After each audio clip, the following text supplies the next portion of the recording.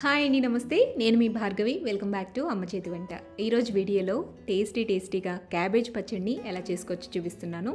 వేడివేడి అన్నంతో ఈ క్యాబేజ్ పచ్చడి చాలా టేస్టీగా ఉంటుంది. డెఫినెట్గా ట్రై చేయాల్సిన రెసిపీ. క్యాబేజ్ అంటే ఇష్టం లేని వాళ్ళు కూడా చాలా ఇష్టంగా తింటారు. అండ్ ఈ క్యాబేజ్ పచ్చడి ఒకసారి చేసి పెట్టుకుంటే ఫ్రిడ్జ్లో 4-5 రోజులు స్టోర్ చేసుకోవచ్చు. మీరు కూడా ఇంట్లో ఈ వీడియో చూసి ట్రై చేసి టేస్ట్ చేయండి. సో క్విక్ అండ్ ఈజీగా చేసుకునే ఈ క్యాబేజ్ పచ్చడి ఎలా చేసుకోవాలో చూసేద్దామా. ఫస్ట్ అయితే స్టవ్ మీద ప్యాన్ పెట్టుకోండి. ప్యాన్లో ఆయిల్ వేసుకోండి. 2 టేబుల్ స్పూన్ల దాకా వేరుశనగ గుళ్ళు వేసి దోరగా వేయించండి. ఈ వేరుశనగ గుళ్ళు కొంచెం వేగిన తర్వాత 1 టేబుల్ స్పూన్ దాకా పచ్చిశనగపప్పు కూడా వేసేసి చిన్న మంట మీదే నిదానంగా వేయించండి.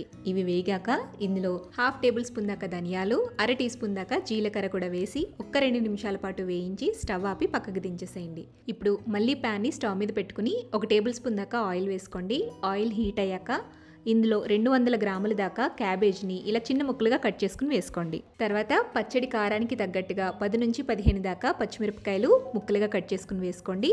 అలాగే 3 టమాటాలని ఇలా పెద్ద ముక్కలుగా చేసుకుని వేసుకుని మధ్యలో కదుపుకుంటూ మూత పెట్టుకుంటూ మంటని లో ఫ్లేమ్లో పెట్టి మగ్గించుకోండి. క్యాబేజ్ మగ్గుతున్నప్పుడే ఇందులో 1/2 టీ స్పూన్ దాకా పసుపు, రుచికి సరిపడా ఉప్పు కూడా వేసేసి ఒకసారి కలిపేసి మళ్ళీ మూత పెట్టి మగ్గించండి. ఇలా క్యాబేజ్ ముక్కలు, టమాటా ముక్కలు సాఫ్ట్గా మగ్గిపోయాక దించే ముందుగా ఇందులోకి 2 టేబుల్ స్పూన్ల దాకా పుదీనా ఆకులు, అలాగే 1/2 కప్పు దాకా కొత్తిమీర ఆకుల్ని సన్నగా తరిగి పెట్టుకుని ఇందులో వేసుకోండి. ఇందులోనే కొద్దిగా చింతపండు, 4-5 వెల్లుల్లిపాయల్ని పైన పొట్టు తీసేసి వేసుకుని ఒక 1/2 నిమిషం పాటు కొద్దిగా మగ్గించి స్టవ్ ఆపి పక్కకు దించుకోండి. పూర్తిగా చల్లారిపోయాక ఫస్ట్ మనం వేయించుకున్న దినుసుల్ని మిక్సీ జార్లో వేసుకుని ఫైన్ పౌడర్లా గ్రైండ్ చేసుకోండి. ఆ తర్వాత మగ్గించుకున్న క్యాబేజ్, టమాటా ముక్కల్ని కూడా వేసేసి మరీ మెత్తగా కాకుండా, బరకగా కాకుండా కొద్దిగా కోర్సుగా ఉండేటట్టుగా పచ్చడిని గ్రైండ్ చేసుకోండి. ఇదిగో ఇలా ఈ కన్సిస్టెన్సీలో పచ్చడిని గ్రైండ్ చేసుకున్న తర్వాత ఈ పచ్చడిని ఒక బౌల్లోకి తీసుకోండి.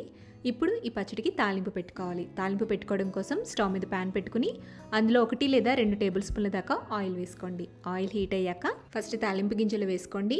ఆవాలు, మినపప్పు, జీలకర్ర, శనగపప్పు, ఎండుమిరపకాయలు. ఈ తాలింపుని వేయించి దించే ముందుగా కొద్దిగా కరివేపాకు, అలాగే ఇంగువని వేసుకుని ఒక్కసారి కలిపేసేసి పచ్చళ్ళలోకి వేసుకోండి. మొత్తం బాగా కలిపేసుకుంటే మన టేస్టీ క్యాబేజ్ పచ్చడి రెడీ అయిపోతుంది. ఈ క్యాబేజ్ పచ్చడిని రైస్తో అయినా, చపాతీతో అయినా, దోశతో అయినా ఎలా అయినా సర్వ్ చేసుకోవచ్చు. చాలా టేస్టీగా ఉంటుంది. మరి ఈ క్యాబేజ్ పచ్చడిని మీరు కూడా ఇంట్లో తప్పకుండా ట్రై చేయండి. ట్రై చేసి టేస్ట్ చేశాక మీ ఫీడ్బ్యాక్ని నాతో కింద కామెంట్ సెక్షన్లో షేర్ చేయడం మర్చిపోవద్దు. వీడియో నచ్చితే లైక్ చేయండి, మీ ఫ్రెండ్స్కి, రిలేటివ్స్కి షేర్ చేయండి. మరిన్ని టేస్టీ, సింపుల్, క్విక్ రెసిపీస్ కోసం అమ్మ చేతి వంట ఛానల్ని సబ్స్క్రైబ్ చేయండి.